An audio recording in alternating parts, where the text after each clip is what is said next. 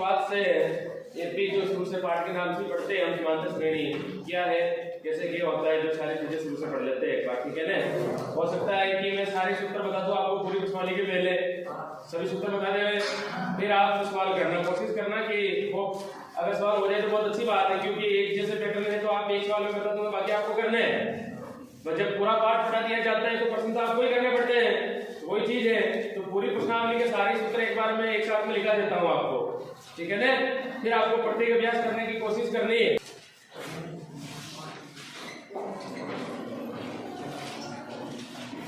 समांतर श्रेणी, ठीक है, अर्थमेटिक प्रोजेक्शन एपी। तो देखो जो एपी होती है, एपी का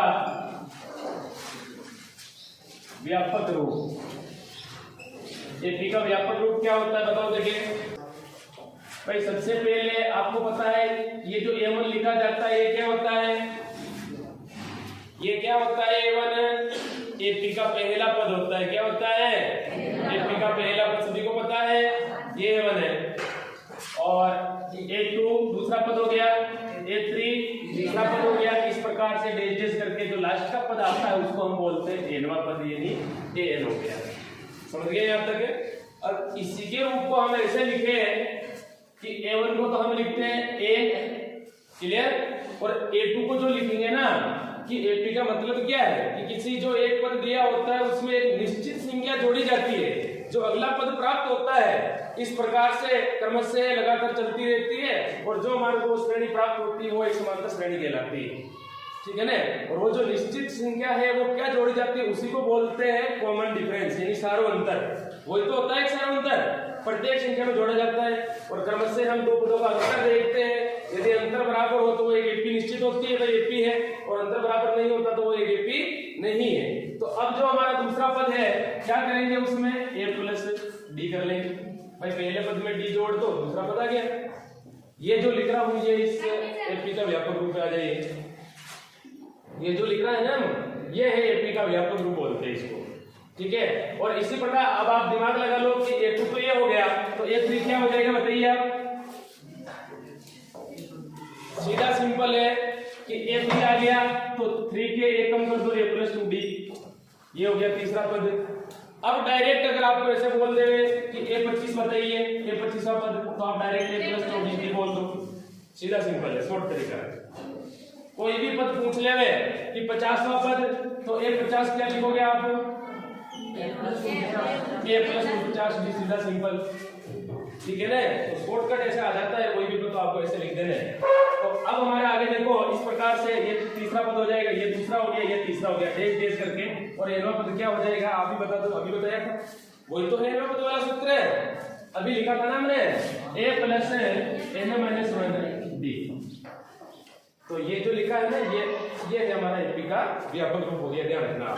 जिसमें अभी मैं लिखा ही देता हूँ, एक को तो हम क्या बोलेंगे, प्रथम पद, क्या बोलेंगे, एपी का प्रथम पद। और जो डी होता है, डी को क्या बोलते हैं, सार्वंतर। हाँ, क्रमशः है दो पदों का अंतर, वो भी ध्यान रखना, आगे से नहीं करने हैं, क्रमशः है पीछे की ओर करने हैं, मतलब राइट साइड तरफ से। ऐसा नहीं कि जैसे मैं लिख दूं कि 3, 6, 9, 12 डेश, जांच कीजिए क्या ये एपी है, देखकर पता लगा लोगे आप ये एपी है, क्योंकि सभी में 3-3 का अंतर आ रहा है सभी में 3-3 का अंतर। अब डी जो हम निकालते हैं ना, क्रमशः दो पदों का अंतर, वो कैसे निकालते हैं, एक पद आगे वाले पद को अंतर देखते हैं।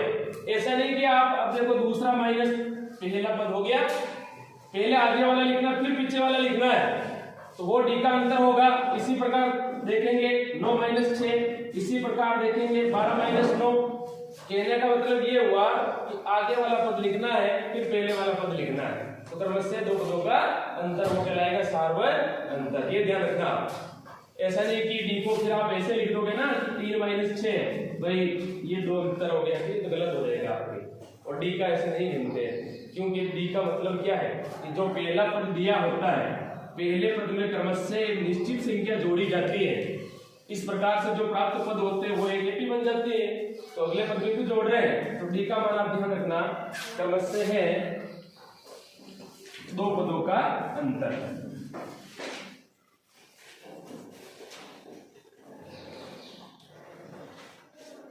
आ गया डी का मान समझ में। और जो n होता है वो n को क्या बोलते हैं हम, जो एपी में पद दिए होते हैं पदों की संख्या कहते हैं, इनको क्या बोलते हैं, पदों की संख्या भाई। तो ऐसे आप ज्ञात कर सकते हो डायरेक्ट। हाँ, कोई भी पद पूछ ले तो सीधा ज्ञात करना है आपको, ठीक है ना। अब आप लिखना किसी भी एपी में nवां पद ज्ञात करने का सूत्र। अभी बताया था इसको किससे दर्शाएंगे हम, an से, ठीक है। इसी an को बोलेंगे nवां पद, एपी का क्या बोलेंगे, nवां पद। अगर ऐसा शब्द आ जाता है तो आपको n वाला सूत्र लगाना है। और ध्यान रखना डियर स्टूडेंट, आप an को ऐसे मत लिख देना, गलत हो जाएगा आपके।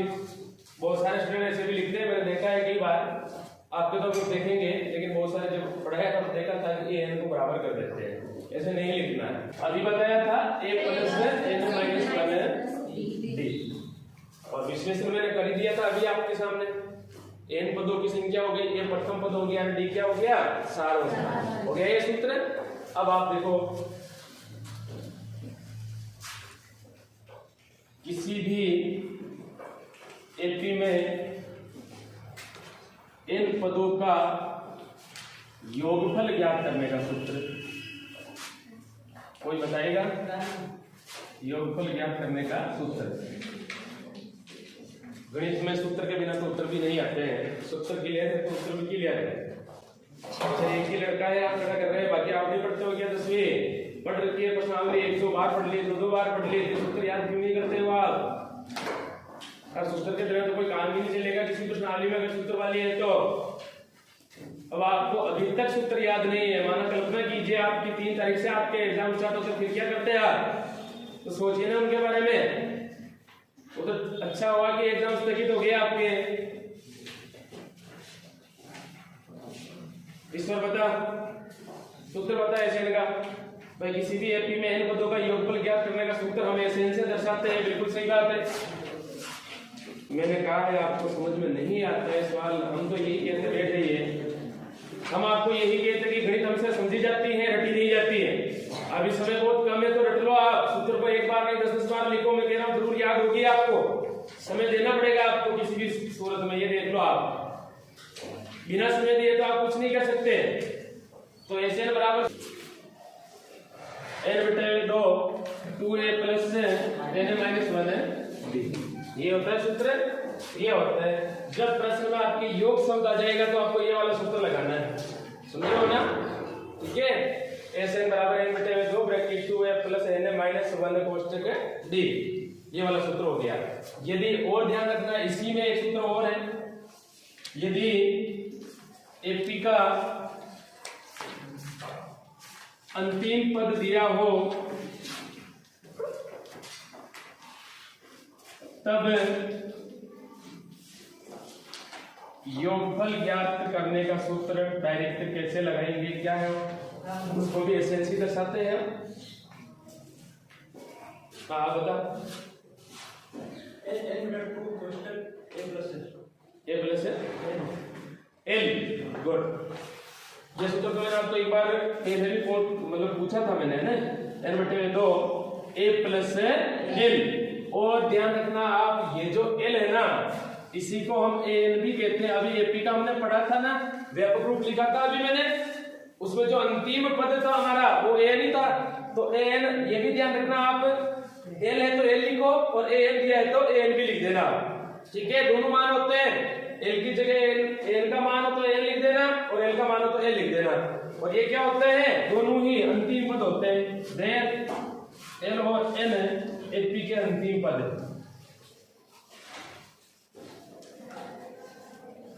अगर लिख देना, सारी चीजों को एक एक बार वापस देख लेते हैं, ठीक है। एन को हमने क्या कहा था, एपी का एनवां पद, और ए को क्या कहते हैं, प्रथम पद, और डी को क्या कहते हैं, सार्वंतर। क्रमशः है 2 पदों का अंतर। आ रहे साइड से, और हमारे एन का मान क्या था, पदों की संख्या, और एस एन को क्या कहते हैं,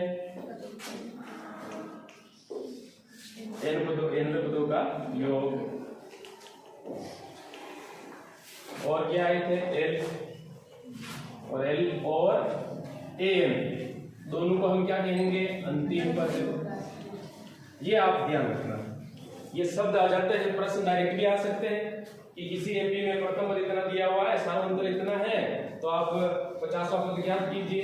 तो ध्यान रखना कि ये किसे कहते हैं 5.1 निकालो। देखो 5.1 तो आपको बेसिक जानकारी है, मौखिक ही कर ले, मौखिक कर ले, समझना आप। 5.1 पहला प्रश्न है, निम्नलिखित स्थितियों में से किन स्थितियों में संबंध संख्याओं की सूची एपी है और क्यों है, वही जांच करनी है। एपी की जांच के लिए मैंने बता रखा है, जो एपी बनेगी यदि उसमें सारांतर समान है तो एपी है, अन्यथा नहीं है। तो पहला जो प्रश्न है, पहले का पहला, वो ये कह रहा है कि प्रत्येक किलोमीटर के बाद का टैक्सी का किराया, जबकि प्रथम किलोमीटर के लिए किराया 15 रुपए है और अतिरिक्त किलोमीटर के लिए कितना किराया है। हल, जो प्रश्न में स्थिति दे रखी है, प्रथम 1 किलोमीटर के लिए किराया कितना दे रखा है 15 रुपए है, और अतिरिक्त जो यात्रा कर रहा है मतलब प्रत्येक किलोमीटर के बाद अतिरिक्त किराया प्रत्येक किलोमीटर के बाद कितना कर रहा है वो अतिरिक्त किराया प्रत्येक किलोमीटर पर 8 रुपए है। अब आप खुद दिमाग लगा लो कि पहले किलोमीटर पर किराया कितना था, अब दूसरे किलोमीटर यात्रा करेगा तो किराया कितना हो जाएगा 23 रुपये। भाई पहले किलोमीटर 15 रुपये था, उसके बाद जो यात्रा करेगा प्रत्येक किलोमीटर पर 8 रुपये एक्स्ट्रा जुड़ते जाएंगे, ठीक है। तो 15 के बाद दूसरे किलोमीटर पर पहला किलोमीटर दिया हो गया, दूसरे किलोमीटर किराया कितना हो जाएगा आप बता दीजिए, तीसरे पर 31। तो इस प्रकार से वो चला जाएगा। अब मुझे ये बताइए क्या ये एपी है, तो एपी है ना, तो चारों अंतर इसमें क्या है समान है सभी में, इसमें भी 8 का अंतर है और इसमें भी, तो अतः ये है एपी है, अतः ये है एपी है। एपी का मतलब समझ गया, समांतर श्रेणी है। अब ये कह रहा है क्यों, क्योंकि प्रत्येक पद के बाद एक निश्चित संख्या जुड़ती जा रही, और निश्चित संख्या ही क्या सारांतर है, जुड़ रही है, बस यही कारण है। उतारिए पहला सवाल, कर लोगे ऐसे सारे। किसी बेलन में उपस्थित हवा की मात्रा जबकि वायु निकालने वाला पंप प्रत्येक बार बेलन की शेष हवा का 1/4 भाग निकल जाता है, तो हमारे को ये निश्चित करना है कि ये एपी है या नहीं। अब आप मान लीजिए, मैं मान लेता हूं, माना कि बेलन में हवा भरी x है, कितनी हवा भरी हुई है x है। अब प्रश्न ये कह रहा है कि कुल हवा का प्रत्येक बार में, जिस प्रकार से हम पंप से हवा निकालते जाएंगे, हर बार में शेष जो हवा बचेगी उसका 1/4 भाग ऐसे ही वेस्ट हो जाएगा। समझ रहे हो ना आप। जैसे मान लीजिए एक गैस सिलेंडर में कितनी हवा भरी हुई है x भरी हुई है, तो पहला पद तो हमारा क्या हो जाएगा x हो जाएगा। अब ध्यान रखना आप। अब दूसरी स्थिति में क्या कह रहा है, पहला पद तो हो गया, अब ये कह रहा है कि शेष हवा का आयतन, शेष हवा यानी 1/4, शेष हवा का 1/4 भाग वेस्ट हो जाता है। पहली स्थिति में तो क्या थी हमारे x थी, अब इस x का 1/4 भाग क्या होगा हवा का, तो x का 4 भाग निकाल दो, x का 1/4 भाग कितना हो जाएगा, अरे भाई x में 4 का भाग दे दो, x/4 हो गया, ये था।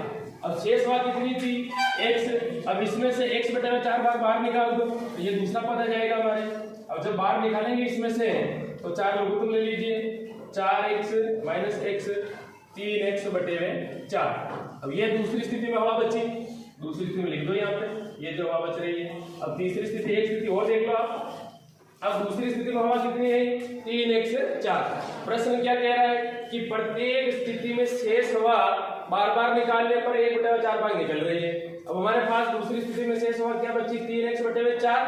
अब इसकी वापस 1/4 वेस्टेज हो गई, तो शेष हवा का वापस से 1/4 भाग, शेष हवा का 1/4 भाग। अब शेष हवा कितनी बची हुई थी हमारे पास 3x/4, भाई पहले तो ये थी, अब ये बची, अब इसका 1/4 भाग कितना होता है, क्या करेंगे 3x/4 में 1/4 का भाग देते हैं, तो क्या हो जाएगा ये 3x/16। अब ये बच्ची, अब इसमें से आप जो ये 3x बटे 4 बाकी निकाल दो, तो ये है जो 3x बटे 4 माइनस 3x बटे 16। अब इसमें से देखो आप जब बाकी निकालेंगे तो लघुत्तम तो कितना आ गया 16 और 4 का भाग दे दो 4 12x और एक भाग दिया 3x 12 9x बटे 16। तो तीसरी स्थिति में ये आ गई, ये बच रही है।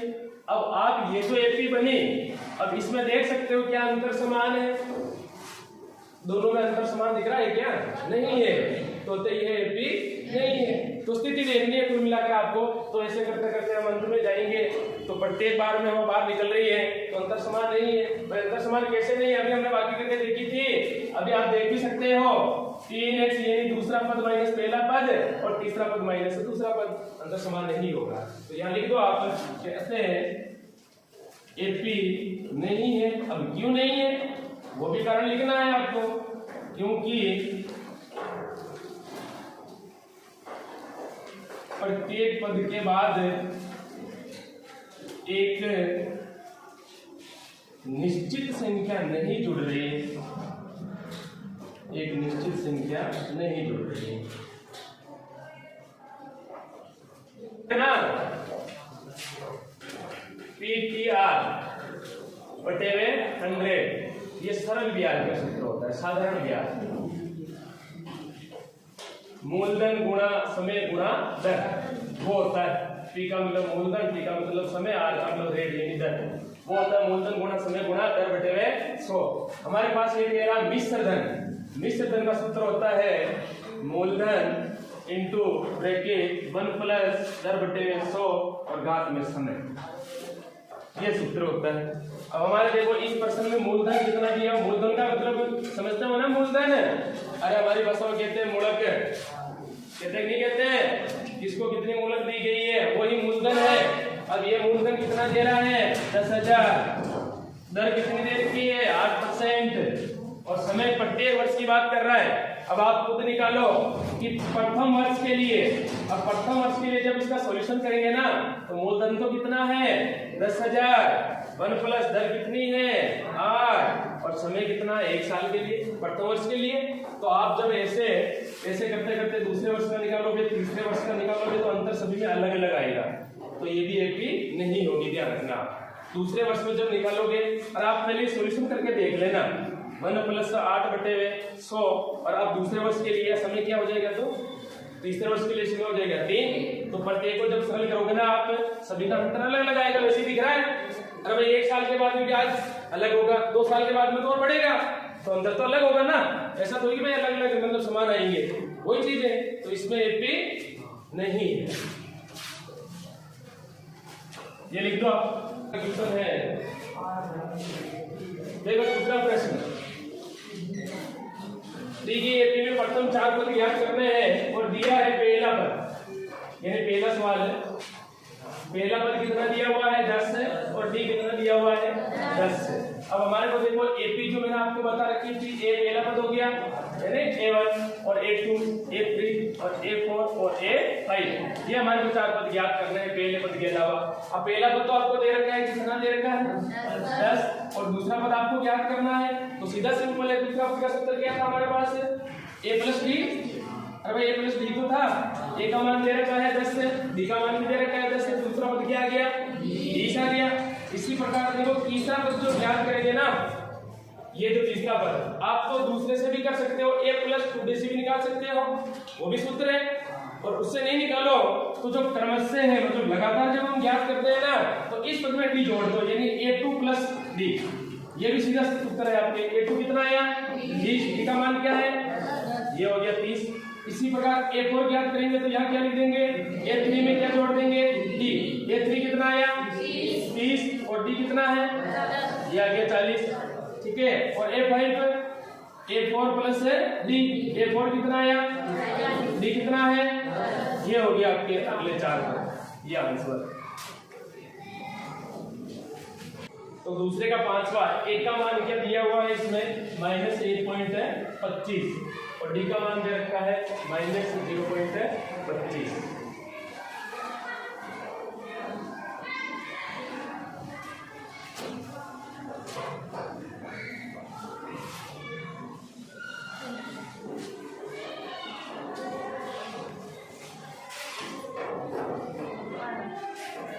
दूसरे का 5वां। ए का मान दे रखा है -1.25 और डी का मान दे रखा है -0.25। अब देखो पहला पद तो आपके पास सही है, इसके अलावा आपको कितने पद ज्ञात करना है? 4 पद। अब ए का मान इसमें कितना है? -1.25, ये -1.25 और ये प्लस उत्तर में है, प्लस है। डी का मान कितना दिया हुआ है? -0.25। अब जोड़ दो इनको, ये तो हो रहा है इधर -1.25 और देखो इधर प्लस को माइनस से गुणा करते हैं तो क्या आता है? माइनस ही आता है ना, ये माइनस हो गया और इसमें आप 0.25। अब बताओ प्लस प्लस की जिस प्रकार संख्या जुड़ेगी इस प्रकार माइनस की भी जुड़ेगी, तो ये कितने हो गए? कितने हो जाएंगे? माइनस के 1.50। ये हो गया आपके कौन सा वाला? दूसरा पद हो गया। अब तीसरे पद में दूसरा पद क्या आया था हमारे पास से?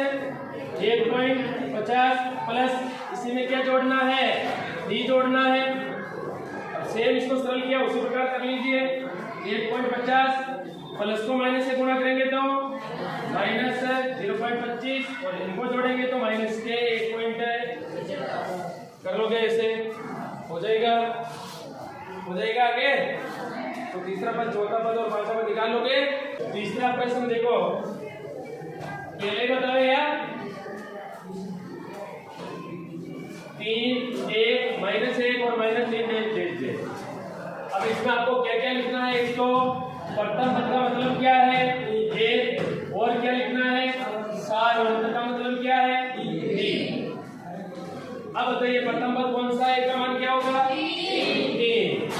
और सार अंतर मैंने बता रखा है क्रम से 2 का अंतर। दूसरी संख्या माइनस है पहली संख्या, दूसरी संख्या माइनस है पहली संख्या। दूसरी संख्या क्या है? 1। पहली संख्या क्या है? 1 में से -3 घटाओ माइनस के 2। ये हो गया पहला सवाल। ठीक है, चौथा प्रश्न है, निम्नलिखित में से कौन कौन एपी है? यदि कोई एपी है तो उसका सारांतर और इसके 3 अगले पद ज्ञात है कीजिए। पहला सवाल जो एपी दी गई है 2, 4, 8 और 16। तो पहले तो आपको जांच करनी है एपी है कि नहीं, तो जांच कैसे करेंगे? हाँ अरे तो आपको देखो इसमें जांच करने के लिए 3 स्थितियां देख लेना, या 2 ही काफी है अपने। 2 का मतलब क्या है? जैसे कि पहले तो a2 - a1 यानी दूसरा पद माइनस है पहला पद, ये स्थिति देख लेना। फिर d में a3 - a2, ये दोनों स्थितियां काफी है। ठीक है, तो लिख लो आप इसको। अब a2 का तो मान क्या है? 4 - 2, कितना का अंतर आ रहा है? हाँ, और a3 8 -4, कितना आगे? क्या ये दोनों समान है? नहीं है, तो होता है एपी नहीं है। एक तो अगले पद याद करना है। चौथे का 5वां एपी की 3 + √2, 3 + 2√2 और 3 + 3√2। बताइए दूसरा पद कौन सा है?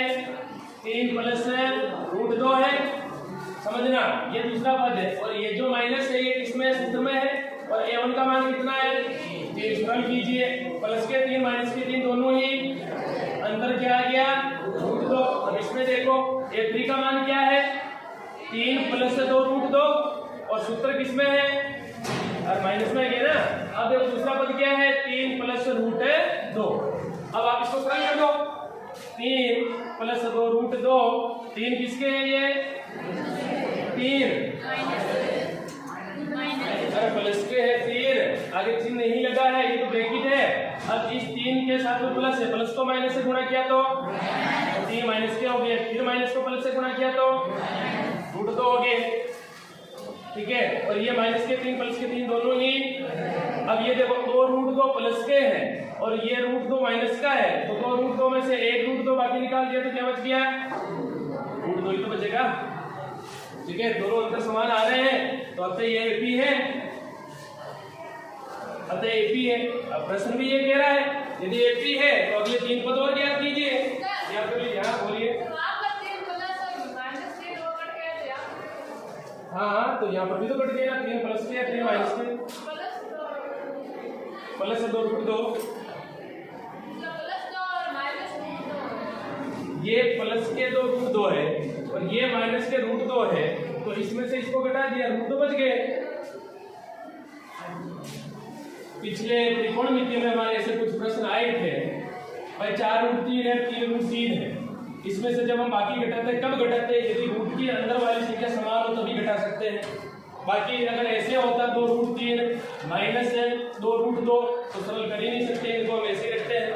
रूट के अंदर अगर संख्या समान हो तो हम सरल कर सकते हैं आगे, ठीक है ना। वो यहाँ किया है, 2 रूट 2 प्लस के है, माइनस रूट 2 1 के है, तो बस घटा दो वैसे। हाँ, तो इसमें एपी है ये। अब ये कह रहा है कि अगले कितने पद ज्ञात करने हैं? 3। यानी पहला पद दे रखा है, दूसरा दे रखा है, तीसरा दे रखा है, चौथा भी दे रखा है, तो आपको पांचवा पद ज्ञात करना है। तो पांचवा पद के लिए मैंने सूत्र बता रखा है, ए और प्लस क्या कर लेंगे? डी। देखो चौथे पद का मान कितना दिया हुआ है? 3 प्लस 3 रूट 2 प्लस डी का मान हमारे पास आ चुका है। कितने कितने का अंतर आ रहा है? रूट 2, ये रूट 2 हो गए 3। अब यहाँ देखो 3 रूट 2 प्लस के है और ये भी रूट 2 प्लस के, जुड़ जाएंगे तो कितने हो गए? 4 रूट 2, ये हो गया पांचवा पद आपके। इसी प्रकार आपको छठा पद निकालना है, तो क्या करेंगे? a5 प्लस b कर लोगे, ऐसे निकालोगे।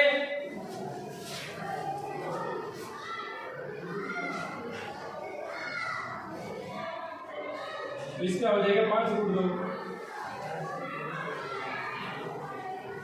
इस प्रकार एक पद और निकाल लेना, अब 7वां पद निकाल लेना, ठीक है।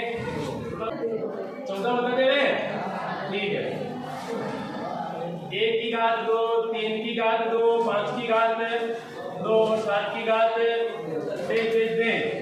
1 का वर्ग कितना होता है? 1, 3 का वर्ग 9, 5 का वर्ग 25, 7 का वर्ग 49 ऐसे बन गई। अब बोलोगे सर ये तो सरल नहीं कर रहे। 8 25 माइनस 9 एपी नहीं है, ठीक है भाई। इनका थोड़ी समान आ रहा है आपके, बस सीधा सिंपल है।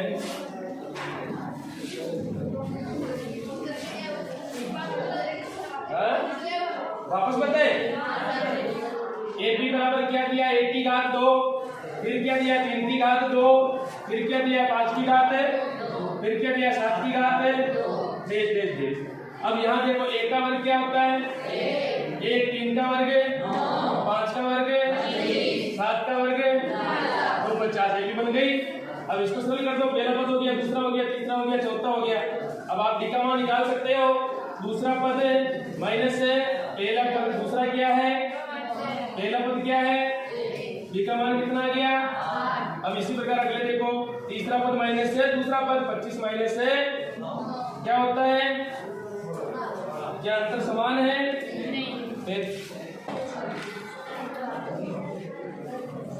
पहला तीसरा सारणी आपके सामने है, समझना। देखो इसको, निम्नलिखित सारणी में रिक्त स्थान को भरिए जहां एपी का प्रथम पद, सारवंतर और एनवा पद और एन, ठीक है। सारणी भरनी है। पहले का पहला प्रश्न, ए बराबर कितना दिया हुआ है? 7। डी बराबर कितना दिया है? एन बराबर कितना दिया है? आपको क्या ज्ञात करना है? उत्तर क्या होता है? सेम है। ए का मान क्या है? केवल देखकर मान रखना है, प्रतिस्थापित करना है। एन का मान, डी का मान 3, सरल की 8 में से एरिया तो और 9 कैसे 11 7 और 21 और 7 है 28, तो इनका मान कितना आ गया? ध्यान सो आपके कर लोगे ऐसे सारे, ठीक। चौथा, चलो 7 को 7 तो देख लो आप। चौथे में क्या क्या दिया है? ए का मान कितना है? -18.9, डी का मान क्या है? 2.5 और एन का मान आपको याद करना है। ये पर्सनवाचक चिन्ह ध्यान रखना। और एन का मान कितना है? 3.6। उत्तर सेम लगेगा, एन बराबर a plus n minus 1 d. N का मान कितना दिया हुआ है? 3.6। ए का मान कितना दिया हुआ है? -18.9 प्लस एन का मान हमारे को याद करना है और डी का मान कितना है? 2.5। अब देखो इधर ये माइनस के 18.9 है, इस तरफ लेके आएंगे तो, और इस प्रक्रिया को क्या कहते हैं, पक्षांतरण करना। और इधर जो संख्या बची है -1 और इधर बच रहे हैं 2.5, सरल कर दो। अब इनको जोड़ेंगे तो 9 से 15, 1 का हासिल 12 और 9 से 15 के हो गए, 1 का हासिल हो गया, 9 3 12 के 2, फिर 1 का हासिल हो गया 22.5 बराबर -1 2.5। यहाँ कैसे वो समझाई, 3.6 को 18.9 में जोड़ा, 18.9 और 3.6, 9 से 15 का 5, 1 का हासिल, 9 3 12 का 2, 1 का हासिल 22.5। अब देखो 2.5 इधर गुणे में है, इस तरफ लेके आएंगे तो भाग में होगी, ये इधर भाग में, और इधर है -1। अब ऊपर भी देखो पॉइंट के बाद 1 अंक है, नीचे भी पॉइंट के बाद 1 अंक है, बराबर हो गए तो डायरेक्ट काट सकते हैं। 25 सेकंड 25, 25 नंबर की 225, और -1 के इस तरफ लेके आएंगे तो प्लस का 1, तो पदों की संख्या आ गई आपके 10। ये आंसर। तो दूसरे का दूसरा देखो, दूसरे का दूसरा क्वेश्चन है, कर लोगे दूसरे के दोनों? तो दूसरे को बता रहा हूं। एपी दे रखी है आपको -3 -1/2 और 2 और 11वां पद ज्ञात करना है। कौन सा पद ज्ञात करना है? 11वां पद। अब समझना, अब बताइए आप, इसमें ए का मान क्या है? -k, और डी का मान, दूसरा पद माइनस पहला पद है, दूसरा पद क्या है? -1/2, और देखो ये माइनस उत्तर में है और पहला पद है माइनस का 3। अब देख लो भाई, सरल कर लो रे, माइनस को माइनस से गुणा करेंगे तो क्या होगा? प्लस 3 के नीचे 1 लगा दीजिए, सरल कर दीजिए, 2 -1 2 की 6 में से गया तो 5/2 किसका मान आया? डी का मान आ गया। और क्या दिया हुआ? 11वां पद, मतलब n का मान क्या हो गया? 11। भाई 11वां पद n का मान हो गया ना 11, तो अब ज्ञात कीजिए a प्लस n पद का ये सूत्र होता है। भाई ये कह रहा है कि 11वां पद मतलब nवां पद आपको ज्ञात करना है। अब nवां पद हो गया a plus n -1 D, a n की जगह 11वां पद ज्ञात कर रहे हैं। a का मान हमारे पास दे रखा है -3 प्लस n का मान है 11 -d, और डी का मान आया हमारे पास 5/2। सरल कर लो, -3 प्लस 11 में से 1 गया तो 10, 5/2 काट दीजिए दोनों गुणे में, 2 एकम 2 पंजे 10, -3 5 को 5 से गुणा किया 25, और 25 में से 3 गए तो 22, तो 11 आ गया 22। ये आंसर है। ठीक है, तो इसी प्रकार आपको करने हैं, कोशिश करना।